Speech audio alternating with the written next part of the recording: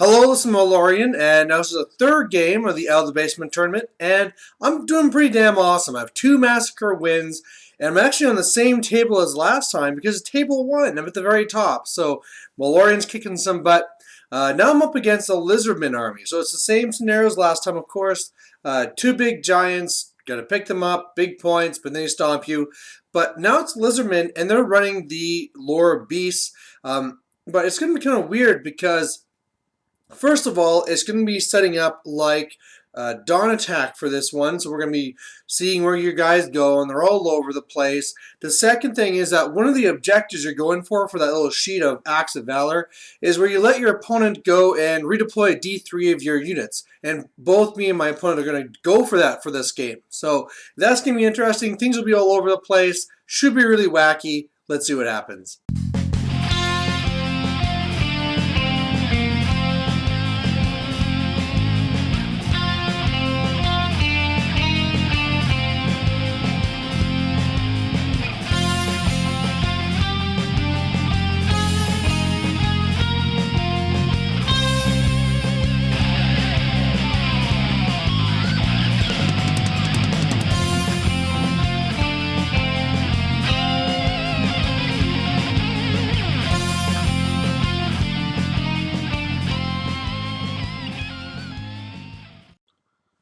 All right, so here we have the whole setup. You can see where everything on my board is, and you've seen this army two times already.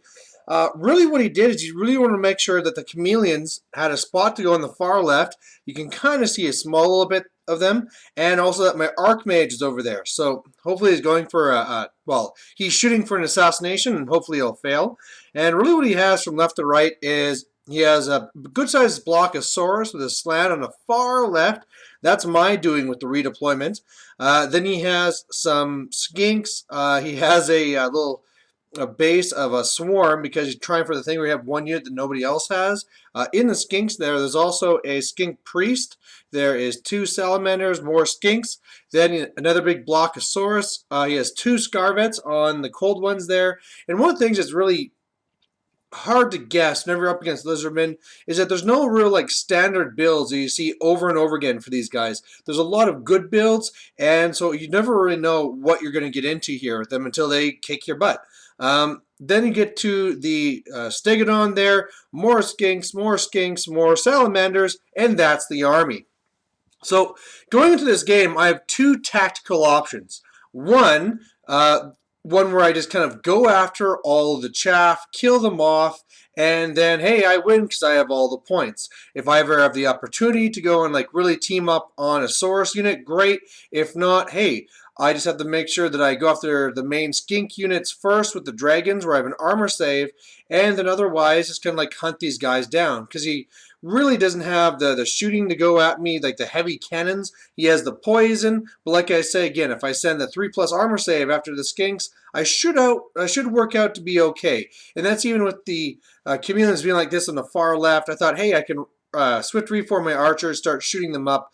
I'll need to get whatever 6s or 7s. When I hit, I should probably kill.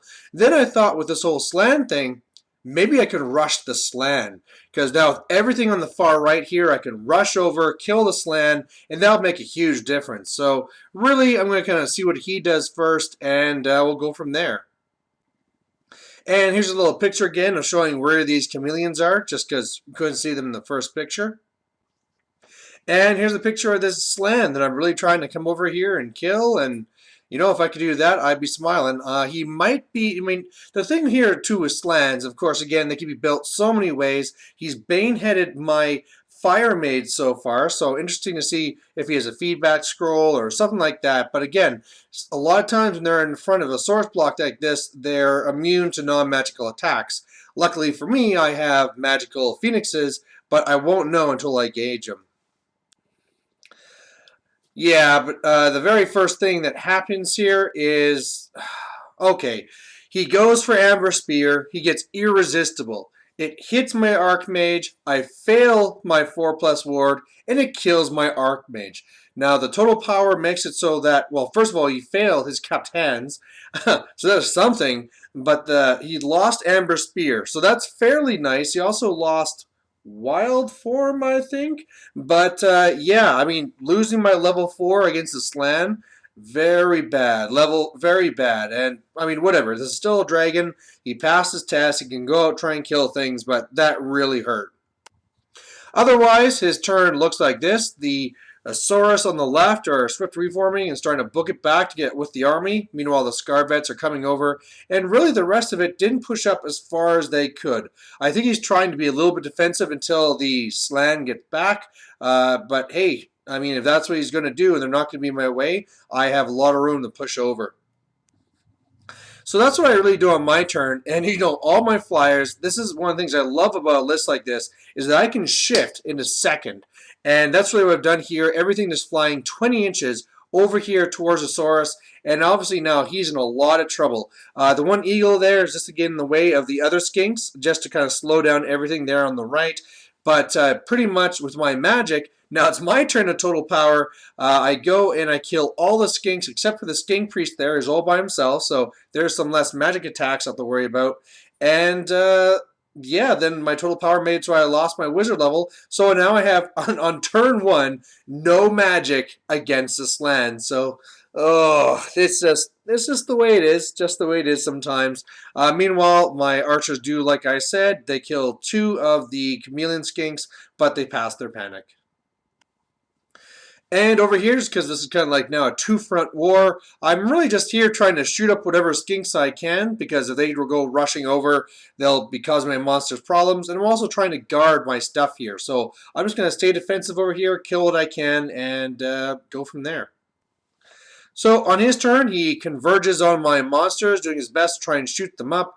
As far as I remember here, he only did 1 wound to my moon dragon, so that wasn't all that bad. Got pretty lucky off there. However, the Scarvets are really now a lot closer to his lines there on the left. And what he's done to protect his slann, he's kind of like making a stand now. Like he knows making a run for it will just show me his flank. So he went behind the unit with the slann, reformed then to face me, so that I have to eat through the entire source block to get around to him. And I can go through source pretty fast, so I'm not too worried.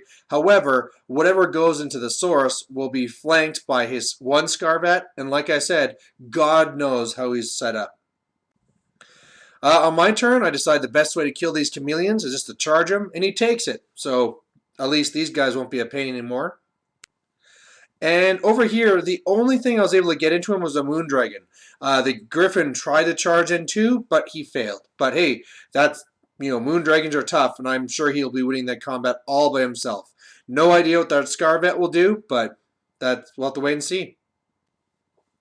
So at the end, it looks like this. What I did to try and protect my moon dragon, just to give as much time as possible, is I flew over my Phoenix there to kind of block the charge for him to get to the moon dragon, and then otherwise everything else is moving up. Again, the other Phoenix is there to take the charge from the other Scarvet, because once those guys are -1 strength, my guys could be getting up to strength 7 depending on the magic.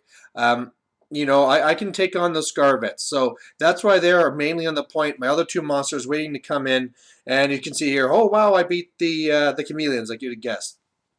He did now kill my eagle, but I'm not too worried. Everything's really dependent on what's going to happen over here. So on his turn, this is something I really didn't think about. Now, when you're placing models in 8th edition, you need to be at least an inch away. Well, when you're charging, the whole inch away rule no longer applies. So the Scarvet is able to sneak through and get to the moon dragon, so that was unfortunate. I believe he also tried charging with the other guy, but failed. And for his troubles, he tripped on the woods and took a wound. But so that's going to help if I want to try killing him. But yeah, that's something he just kind of surprised me with.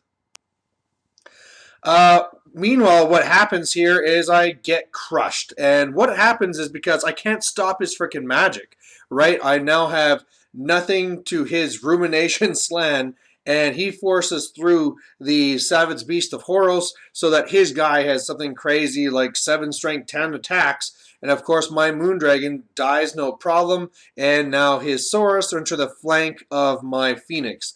Now, that's not totally a bad thing, because what that means is that, first of all, the Phoenix will beat those Saurus. I'm not worried about that whatsoever. What it means, though, is that now I've pulled that unit away from the slann, and I can actually charge him. So this is really bad. I just lost like 620 points, but hey, I can now get to his slann and even up the score. So when I come in here, this is what's looking like. I have the Griffin trying to take off that last wound on his Scarvet. The Fire Dragon, of course, the wings here make it really hard, but it's also in the combat here at the Saurus. And then I got a Phoenix into his slann. So this guy's in a lot of trouble. After everything's said and done, I'm able to, luckily, because, I mean, when you got these, his guy set up with like a 1+ rerollable save or something like that, it wasn't guaranteed I was going to kill that Scarvet, and if I failed, I was screwed. So luckily, I won the coin flip, he's dead. These Saurus, oh, if I just would have killed one more, they wouldn't have been steadfast, but they were steadfast, so there you go. And that slann, I did a couple of wounds, but he held. You know, it's just... he was just making lots of 4+ saves, everything's worked, and yeah, there you go. So with my reform, I reformed as far to the left, because hey, I'm still in base contact, just to make it a long charge for the other Scarvet. But yeah, I would have loved to have killed this slann on my turn before he gets another magic phase. So overall, this is what the main board looks like here. You can see here I'm trying to start killing off these salamanders before they start causing too many problems.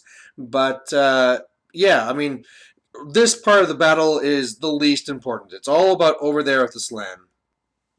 So on his turn, he charges in here with his Scarvet, the second one, into my Phoenix. He's supposed to be in the woods there. He did not trip this time. And you can bet it, yeah, he's going to force through that Savage Beast of Horus again, because I just can't stop him. And that's bad news. So after everything is said and done, not only did he... Okay, oh, this is just embarrassing. Let's start with this part. He kills my dude, my Phoenix, and then basically overruns into the dragon. So now he's going to be dead as well. In the slann combat, you'll notice that there's a slann and a running away Phoenix. The reason is because he also was able to get off the +3 toughness, and between all my attacks and the thunderstomps and all this stuff, I did nothing. He won by banner, and I broke. So that's right, folks. A slann can beat a Phoenix. Alright, otherwise over here, you know, things are getting kind of crazy and desperate because he's starting to shoot me with the salamanders and stuff. I had thought hopefully by this time a monster would be coming back to help me, but I'm just kind of charging into these, you know, flank of the swords. Oh, come on, salamander and these skinks, hoping just to kind of chase them off. And I'm also able to now get my Griffin into the slann, so hopefully he can finish him off. So after everything's said and done, yeah. Okay, the slann, still there, did nothing to him. Otherwise, he destroyed my one other fire dragon and overran into a Phoenix. So there's another monster for him to eat. I was able to go and, beat the salamanders, but they held, and beat the skinks, but they held. So really over here, things are really going bad. You can see that my archers are heavily diminished from being hit by some of these salamanders, and yeah, things are going downhill very fast this game. So otherwise then, when we get here, this is, okay, this is now his turn. What happens here is that his Saurus, with the banner, like the little guys that are there, charge into the rear of my Griffin. In my turn, I kill the slann. And I'm like, yes, that's freaking awesome. However, he has a rear charge with a banner compared to my 2 wounds, and I lose combat, break, and run off the board. So it's just, I am losing monsters left, right, and center. At least my Phoenix is alive with 1 wound. But yeah, it's just going bad everywhere. So, hey, look at this. My Phoenix was able to kill his Scarvet, so there's some points, but really it's just too little too late with one wound, all those skinks around. It's not going to be enough. And yeah, I mean, I killed some other skinks here with my Reavers, but it's, yeah, like I said, too little too late. His turn here, he shoots down the Phoenix, and now he's coming over with the Saurus to pick up this giant. On my turn, I pretty much am able to go and pick up the other giant, and that's really all I can do. So there you have it. When you worked it all out, I did keep myself from a massacre, so it was just a regular loss. So bad, but not as bad as it could have been. And man, did that game just go down the crapper so fast. It was just very first turn. I can only imagine how this game would be different if I actually had not only just like a magic phase of my own, but the ability to stop the magic phase of my opponent. I mean, having that +4 to the spell, plus being able to re-roll in one of those dice, makes it so I can kind of at least stand up to Rumination a little bit. As soon as he had +4 and an extra dice, it was just too much. You know, he lost 2 spells, and that was nice, but still, the one he needed to really then finish off the monsters, he still had it. So that really, really hurt me. Looking back, as far as my strategy, I said either I was going to go after the chaff or after the slann.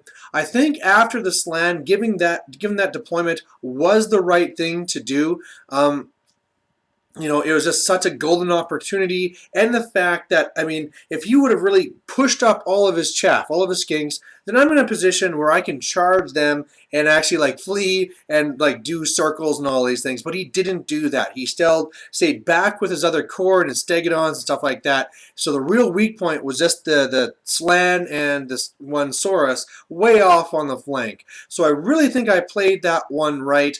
Something that could have also really helped is that time where the Scarbat sneaked through that little opening there. Something I've never really seen before.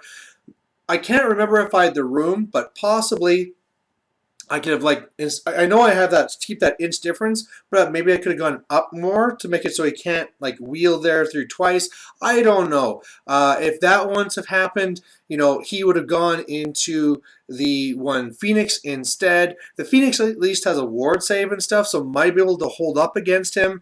And as well, he's got the -1 strength. Well, yeah, he was then making like strength 9, but then I could have really chewed down all of these source, and I don't know, man. It was just, what do you do, right? It's just one of those things, and he has these Scarvets, and they're just set up then to destroy my guys, where normally they're like kind of more defensive, like a 1+ save, rerollable.